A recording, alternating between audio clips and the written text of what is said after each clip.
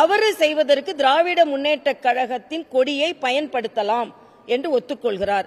அப்ப டோல்கேட்ல நமக்கு திராவிட முன்னேற்ற கழக கொடி வந்ததுன்னா உள்ள அதிமுக காரங்க இருந்துட்டு திராவிட முன்னேற்ற கழக கொடியை பயன்படுத்துறாங்களா அப்படின்னு RS பாரதியோட எண்ணப்படி நம்ம பார்க்கணும்.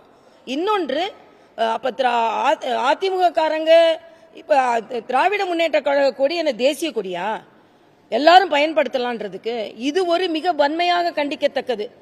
திராவிட முன்னேற்ற கழக கொடி அந்த கார்ல இருந்தது. அந்த காரை கண்டுபிடிக்கிறதுக்கு 4-5 நாள் ஆக்கிட்டு இது பல ஓனர் கிட்ட மாறி மாறி போச்சு. அதனால எங்களால கண்டுபிடிக்க முடியலன்னு சொன்னா அப்பதான் நாங்கெல்லாம் கேட்டோம் யாருடையது கார்னு கேள்வி கேட்கறதுன்னு. அப்ப திராவிட முன்னேற்ற கழக கொடிக்கு நம்பகத்தன்மை இல்லை என்பதை RS பாரதியும் ஒப்புக்கொண்டிருக்கிறார், ஆணையரும் ஒப்புக்கொண்டிருக்கிறார். அப்போ இந்த கொடியை இன்வெஸ்டிகேட் பண்ண வேண்டியது யாரெல்லாம் திராவிட முன்னேற்ற கழக கொடி கட்டிய கார் இருக்கிறதோ அதில் குற்றவாளிகள் பயணிக்கிறார்களா? திராவிட முன்னேற்ற கழக கொடி பறக்கும் கார்களில், திராவிட முன்னேற்ற கழக கொடி பறக்கும் வீடுகளில் குற்றவாளிகள் இருக்கிறார்களா என்று விசாரிக்கப்பட வேண்டிய நிலையில் தமிழகம் இருக்கிறது என்பதை மிக வேதனையாக நான் தெரிவித்துக் கொள்கிறேன். அதற்கு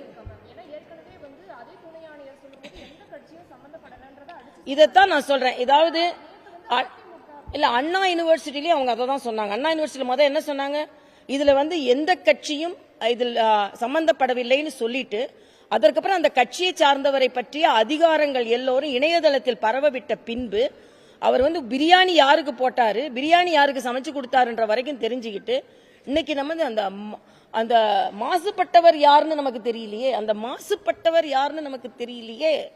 அதனால அப்படி இருக்கின்ற சூழ்நிலையில இன்னைக்கு திராவிட முன்னேற்ற கழகத்தை சார்ந்தவர் அந்த குற்றத்திலையும் ஈடுபட்டு இருக்கிறார்.